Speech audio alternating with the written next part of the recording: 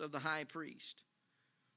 And he sat with the servants and warmed himself at the fire. And the chief priests and all the council sought for witnesses against Jesus to put him to death, and found none. For many bare false witness against him, but their witness agreed not together. There rose certain and bare false witness against him, saying, We heard him say, I will destroy this temple that is made with hands, and within 3 days I will build another made without hands.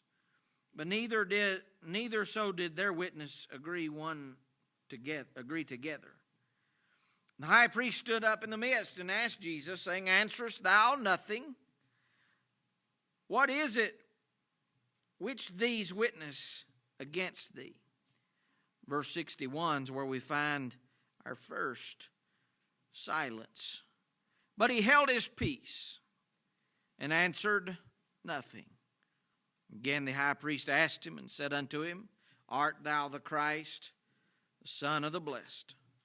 Now let's go to Luke's Gospel, chapter 23. Chapter 23 and verse 9. We see Christ has been carried from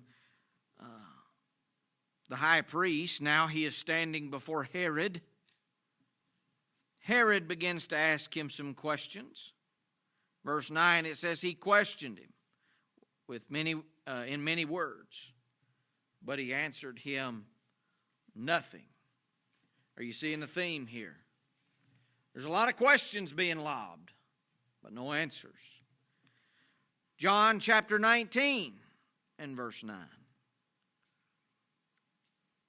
And he went again into the judgment hall, and saith unto Jesus, Whence art thou? But Jesus gave him no answer. Father, I need your touch this morning. I need your help. Lord, as I try to give out those things that you have given me this week, Lord, make it clear in the hearts of your people. Lord, I pray that you'd help those that hear this morning to be able to understand. Help me to be able to speak plainly. Lord, I pray for your divine power as we stand and preach today. Lord, I pray that you give me what I stand in need of. In Jesus' name, amen. In these three accounts, all of these are surrounding the time when Judas has betrayed Christ in the garden. Christ has been carried off now, and he has stood before Caiaphas, the high priest. He stood before Herod, and he has stood before Pilate. All of these are taking place within just a few hours of each other.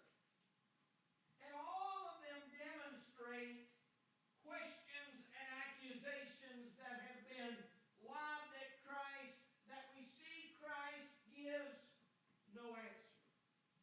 Now, what I begin to understand about this, I've worked on this particular text for a while in my mind and just trying to understand what it is that God would have for me to learn. But if you get back in the book of Mark, there in chapter 14, there is a principle that is laid out here that is important for you and I to understand and to apply. It is this thought that his silence demonstrates his purpose. His silence here is a divine demonstration that there is something greater at work than the circumstances that he finds himself in. Now there in Mark's gospel, you'll notice that it speaks a lot, and if you go to the other books, Matthew talks about it, Mark talks about it, Luke and John all refer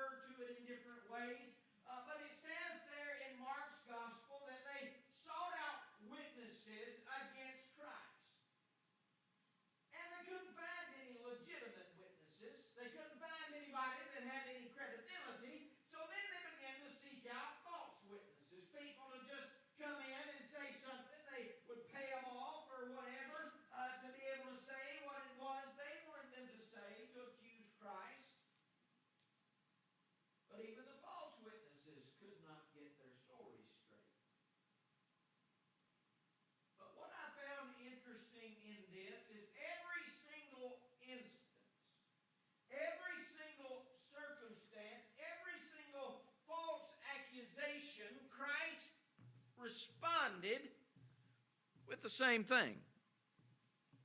And that was silence. He answered them nothing. Matthew says about Pilate, he answered him never to a word. He didn't speak anything. He just kept his mouth shut.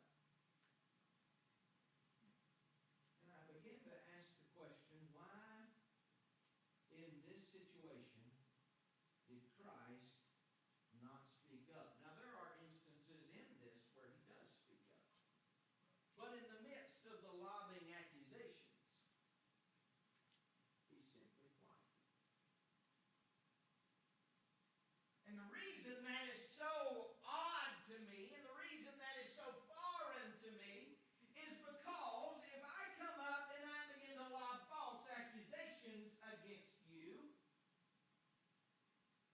I'm pretty sure in this church, I don't have anybody that would stay quiet if I said something false against you, naturally. Because I know what would happen if somebody lobbed accusations against me falsely. My first inclination is to go on the offensive and try to set the record straight. In fact, I have done that on more than one occasion with false accusations or whatever that would be spoken or this or that. I would do my best to try to set the record straight, correct what has been said wrong, and try to defend myself. We would say defending yourself is a good thing, wouldn't it? There's just one problem with the situation with Christ. He understood there was a greater purpose at work than just the circumstances of the accusation. He understood that those accusations were a means to a divine end that must be walked through in order to get where God would have him to go. And so he had this divine understanding of this divine purpose that we find him carrying out here. But he understood three aspects of this really that has impacted my heart and impacted my soul this week, and just really even the opportunities that I've been given this week to put this into practice, is he understood the what. You say, what do I mean by that? He had an understanding of what had to happen in the span of this few hours, and there was a divine purpose in what was transpiring here. None of what was going on, none of what was happening here, none of what was about to take place was taking place by accident. Every single false accusation he was already aware of before he ever got to Caiaphas' court. Before he ever stood before Herod. Before he ever stood before Pilate, he understood this is what has to happen. It's got to happen. There's no other way. We know that because of what he had already asked God the Father in the Garden of Gethsemane. He's standing there in the Garden of Gethsemane. He's praying to God the Father. He's sweating the drops of blood. He's under such a strain. And he says, if it be possible, let this cup pass from me. But nevertheless, not my will, but thine be done. There's no other way. He understands that going into this. He understands that there is a divine purpose of what they are doing, of what they are saying. There is a divine purpose behind it. And so he is divinely and purposefully silent. You think about this. In reality, maybe you have better success than I do. I don't know. But Wyatt, I've never been very successful at defending myself against false accusations. In fact, usually when I open my mouth to try to defend myself against false accusation, you know what happens is usually I tend to make things much worse by the end of it. The old proverb says it like this: better to be thought a fool than to open one's mouth and remove all doubt. There's been a lot of days I've removed everybody's doubt that I was a fool, because I tried to defend against something you can't defend against. False accusations is just that. They're false. You can't argue with somebody that lies. You'll never win. But Christ, now He's different. He's never lost an argument yet. He's never lost a case yet. And if He had opened His mouth in defense of Himself, He would have never made it to the cross. Because there's nothing can stand in the way of absolute truth. And so He had to allow the what? The false accusations, the ridicule, the mocking, all of the things that they did. He had to allow that process to take its effect. Because He understood what was needing to happen. As I studied this in my own life, in my own ministry, I have come to an understanding. Now, I do not necessarily like this understanding, nor do I have it all figured out yet. But sometimes in this line of work, I am required to walk into a situation knowing full well what's going to happen before I'm done. I've got to do it. He did not call me to go the easy way. And if you're saved in here, He did not call you to go the easy way. There are going to be places that He takes you to where you know. There's a reason you don't say that around your family. There's a reason when they come around you don't act that way. There's a reason when you're at work you don't act that way, because you know what it will cost. You know the what. When God tells you to step out and to say this or do this or live like this or whatever, you understand that there is a price that comes with it. There's a what. Christ understood that what. He understood before He ever got to the Garden of Gethsemane to pray that Judas was going to meet Him there. In fact, He told Judas, you better get on about your business. When they're in the upper room, He had just washed Judas's feet. He had just had communion with Judas, and Judas was there. And He looks at Judas and He says, what thou do, do quickly. And then Christ left the upper room and went to the garden, knowing full well what was waiting on Him when He got there. And He stayed in the garden until Judas arrived. Did you notice that?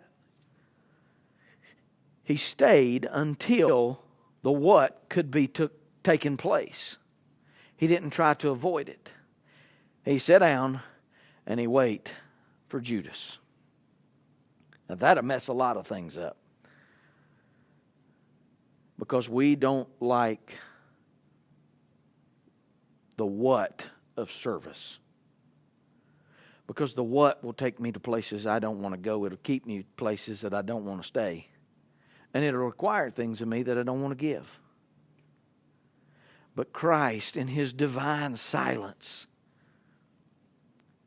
says this must take place. It's got to happen. There's no other way but for this to happen this way. There are so many times in my life that I become so engrossed in hating a problem that I cannot see or understand the what of what's going on. And the truth is, we don't want to see it many times, because when we understand the what of our suffering, then we must change the attitude of our suffering in order for His purpose to be carried out. Christ had a certain attitude of which was being taken place. It's the reason we won't go to the doctor. The reason we won't look at something that needs to be done. The reason we avoid conflict. Because we know what has to happen in order for it to be taken care of. I have an instance in my life. I struggle with throat trouble. I've struggled with it for many years. And I've got inflamed tonsils. For whatever reason, never flared up when I was a little kid. Never had a problem with them. When I got to be an adult and started preaching, they bother me constantly. And my doctor said about the only way to fix it is to take them out. Well, I'm 32 years old, and that sounds like a whole lot of not fun. And he said this. He said, if you want to do it, we can do it, but it'll take you a month or more to get better. Because of your age. It's much worse. So you know what I have not done? I have not called Wind River ENT and set up an appointment to have my tonsils removed. Because I know what has to happen in order for that to be taken care of. I don't know what it is in your life that would keep you from going all the way in the purpose that God has given. But sometimes we must do it knowing full well the what. That's a benefit of being a young Christian. A lot of times God will ask you to do something and you haven't walked far enough with Him to get burned yet, to get bit. And so we don't know any better. And so, boy, it's all good and it's all well, and then something happens. And then all of a sudden, they're nowhere to be found. Because all of a sudden they found out that the price is far too high. But then we notice not only the what that He understands, but Christ understands the who. He didn't just understand the what of His purpose, but He understood the who of His purpose. He looked beyond the accusation, beyond the mocking, beyond the pain. He looked beyond all of that to see your face and to see my face. And while He was sitting there listening to the false accusers, listening to the false witnesses, listening to Caiaphas, listening to Herod, listening to Pilate, while He was sitting there listening to all of them, He was looking directly at me and directly at you. How do I know that? For the Son of Man's come to seek and to save that which was lost. Oh, that's who I was all those years ago when God came to where I was, reached down from heaven, plucked me out of the pits of hell. That's what He did. He understood the purpose of the false accusations was to get him to the cross. The purpose of the falseness that was spoken was to give me the opportunity for eternal life. And if He had not gone silent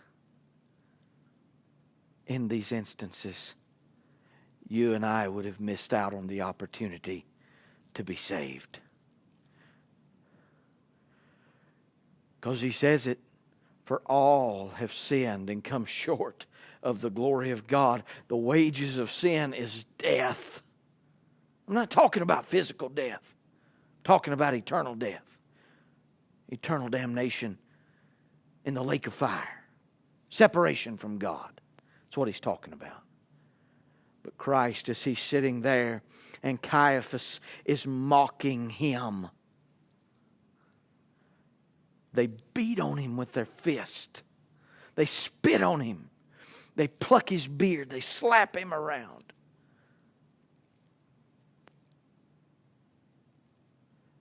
He's just sitting there staring at my face and your face. And He's sitting there with me in mind, saying, this is why I'm here. And this is why I must go through this problem. I would like a show of hands. How many in here would like to avoid problems? Now let me ask you this. How many in here would like to see your family and friends and co-workers born again? You can't have both. You'll have one or the other.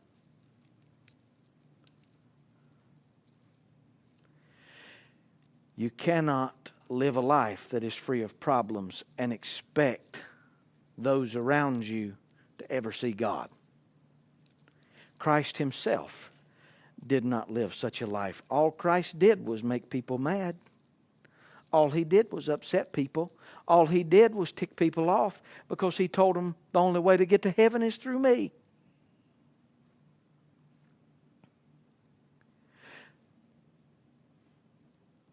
Something that I have come to terms with. I don't say I like it, because we already admitted we don't like problems. Everybody admitted it. We don't like problems. We like to keep the peace. But somebody has to be willing to knowingly pay the price to show others Jesus.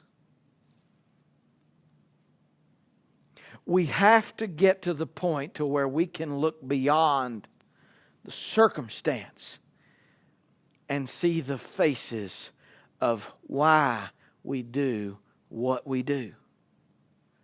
Because there are people that rely on us to be faithful. There are people that rely on us to stay within the boundaries that God has set and not turn tail and run when trouble comes. He said, I'm willing to pay whatever price needs to be paid. He said with His silence that no price was too high, no pain was too unbearable, no weight was too heavy to carry for me. He understood fully the what, which makes the who so much more precious. He said it he said it over, I believe it's in Hebrews. The White, I believe he says it something like this. For the joy that was set before Him.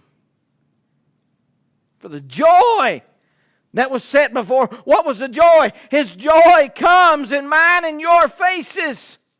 Coming to know Him. Having a relationship. For the joy that was set before Him. He endured affliction. And He endured the cross for the joy that was set before Him. He looked down through time long before this thing was ever created. And He saw every one of your faces sitting here today. And He said, that's why I'm going to go. That's the who. Understand. I've been preaching for 14 years, pastoring for almost 8. The reason that I do what I do is not for me. It's not for me. If I wanted to make me feel good, I could have made me feel good with a lot less cost. But the Lord let me see some faces that I'd never met yet. Some people that I'd never known. And He gave me a reason to walk through some valleys. As a parent, you will find yourself in unimaginable places sometimes because of your children.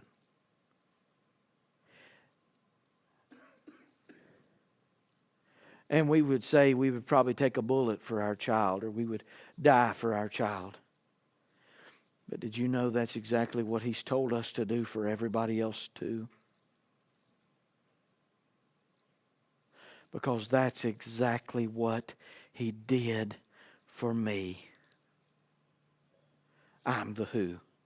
You're the who. We've seen the what. He knows that process of mocking and making fun of and the false accusations has to happen. He understood who it had to happen for. For the joy that was set before Him, He endured.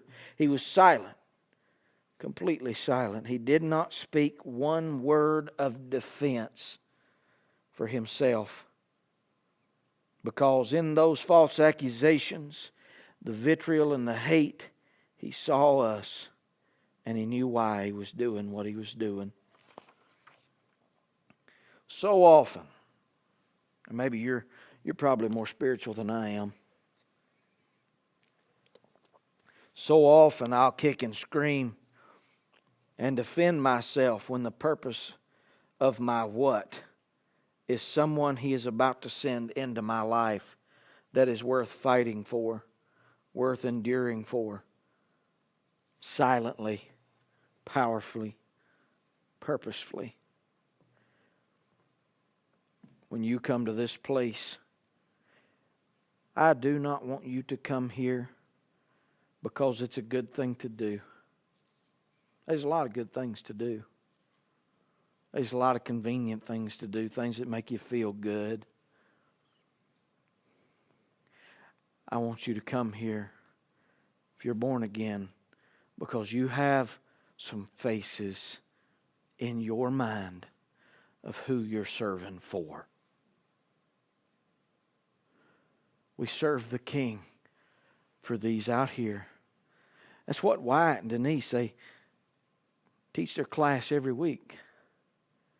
They don't teach it for the accolades, the pats on the back. The little kids that I teach up in the class upstairs, I don't teach for the accolades or the pat on the back. Do you know them little punks? I could spend an hour. I did this last week. I spent an hour teaching. I said, do you understand? They looked at me and said, we don't even know what you said.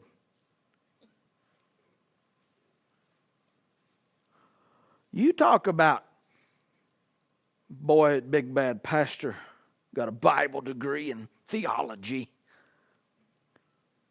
And it takes a 7-year-old to let the air out of my head in about 3 seconds. We weren't listening. But we do what we do because there's a day. There came a day just a couple of weeks ago to where God was introduced to somebody new. Old Odin asked Jesus to save him. Why? Because some people were willing to go through the what because of the who. But then we notice one last thing. If y'all let me, I'd like to give it to you. We've seen the what, his understanding of the what. We've seen the understanding of the who. But then we see Christ's understanding of how. Even greater than the what and the who was his knowledge of the how. He understands that the only way my salvation is paid for, the only way I get redemption, is by the shedding of His blood, by the taking of blame, the agony, the false accusations. When He looked down through the portals of time, His focus remained steady on one singular event. All the way in eternity past, Christ begins to look towards one event that happens that will change the trajectory of lives for eternity. And that event is Calvary, the cross, the crucifixion of Christ. He understands that in order for you and me to have a chance at eternal life, the cross has to happen. That's the only way. By the shedding of blood is the remission of sins. He says it in the book of Revelation. I saw a lamb as it had been slain from the foundation of the world. That lamb is Jesus Christ. And he said, I'm willing to pay the full price in order for them to have salvation. It was highly convicting to me this week. The depth of the price He was willing to pay to get me, and the shallowness with which I'm willing to pay to get anybody else.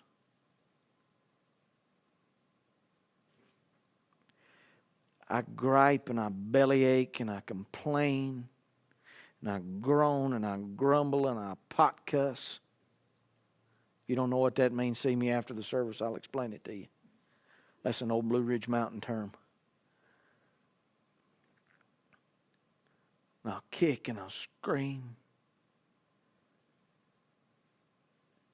because I'm not willing to pay what needs to be paid for your family. Because all I see is me and how I don't want to go through it and I don't want to deal with it and it's too inconvenient, costs too much, it's too much effort. When Christ was silent, knowing full well, I can't imagine it. I was thinking about it. And Lord willing, we'll preach about it next week. I hope you come next week. Lord's laid a message on my heart for the baptism about the silence of Christ. But I'd never thought about it, Brother White, till this week. We're willing to do a lot of things because we don't know what's coming. You're willing to jump, when you're a kid, you're willing to jump a ramp on a bicycle because you don't know what a broken ankle feels like.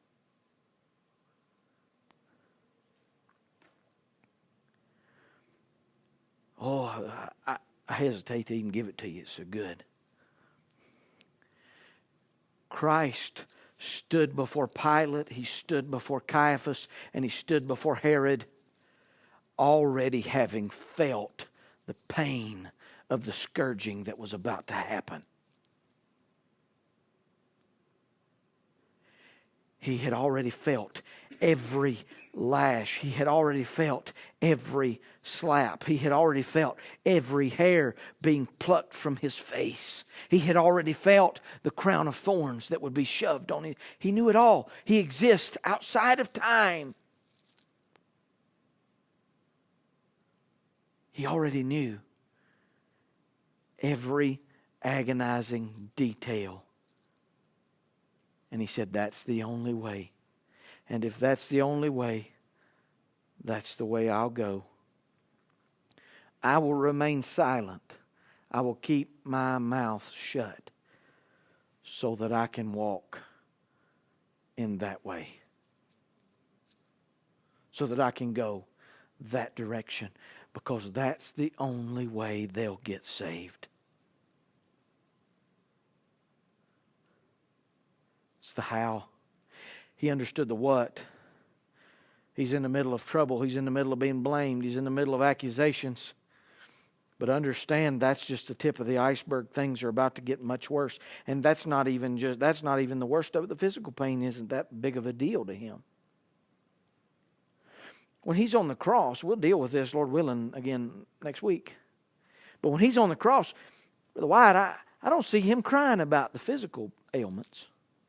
He never mentions them.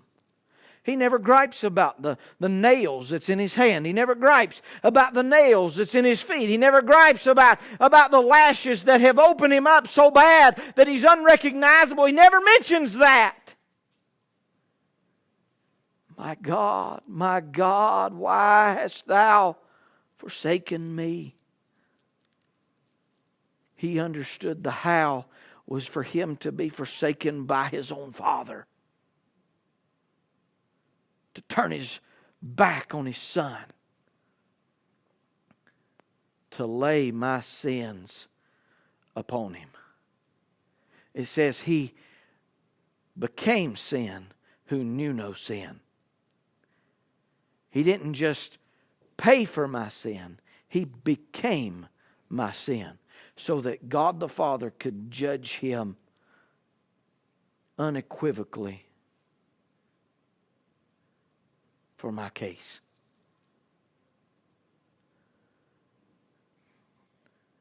I'm saying He was silent on purpose.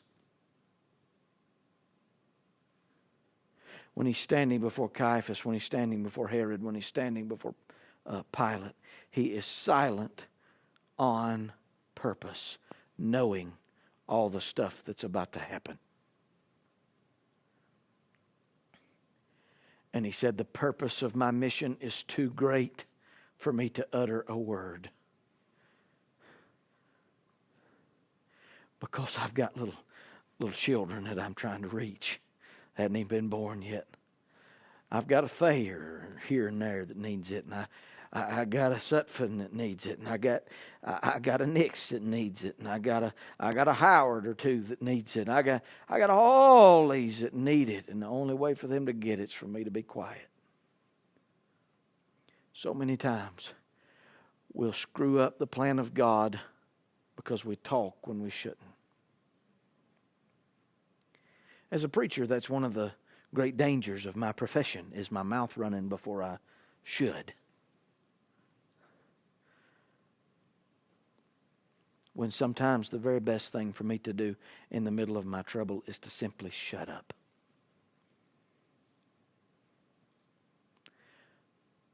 And endure with joy.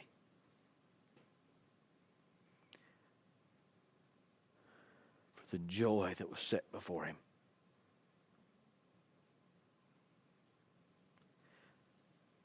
I'm saying sometimes silence. What I'm noticing, I've mentioned it, about this silence, is silence with God. I'm not talking about giving your wife or your husband a silent treatment because they made you mad. That's different. I'm talking about a holy, divine quiet. There's no greater demonstration of the power of God. You will not find a greater demonstration in the Bible of the unfiltered power of God than you find when Christ is being quiet. Lord willing, you come back next week, we'll deal with another aspect of it. But everything we've dealt with so far is all about His power in His silence.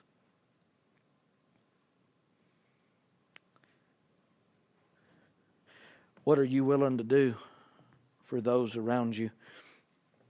Are you willing to get saved for those that you love? Are you willing to serve for those that you love?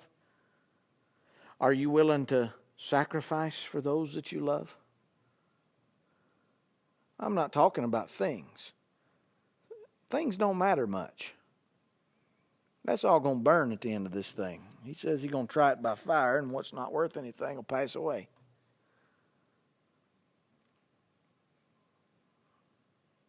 But did you serve God silently when needed? Unnoticed when needed?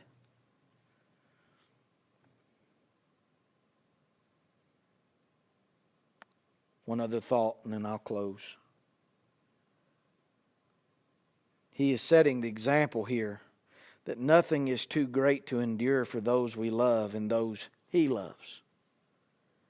It's a hard concept for me to follow many times because those I'm enduring for often are the very ones that are doing the accusing, the berating, and the beating.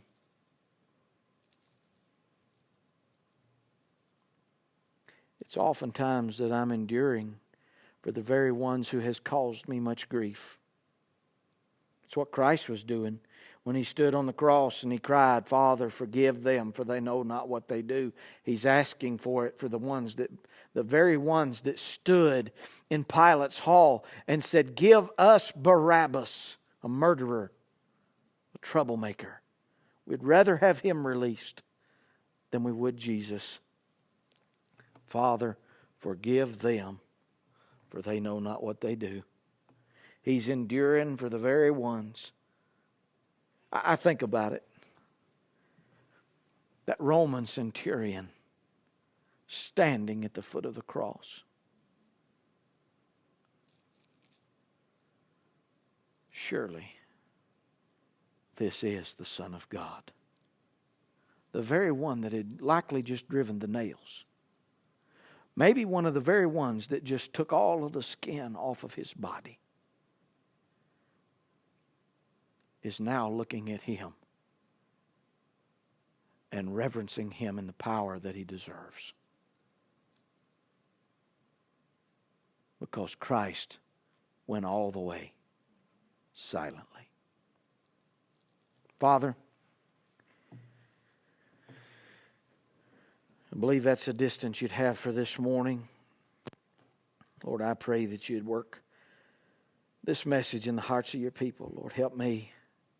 Or so many times I fail at it.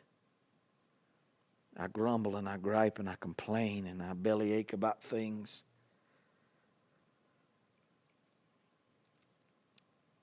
But Lord, you said for the joy that was set before you. You endured. You were silently moving with purpose. Lord, forgive me for not being that way and help me to be that way in the future. Lord, that when I'm around those that would accuse, those that would cause trouble, that I would live in the silence, the power of your purpose. Give me a divine eye. Do not give me mortal eyes, Lord, to see with. Help me to see with a heavenly eye, that I might see what it is I'm to do, who it is I'm to do it for, and how I'm supposed to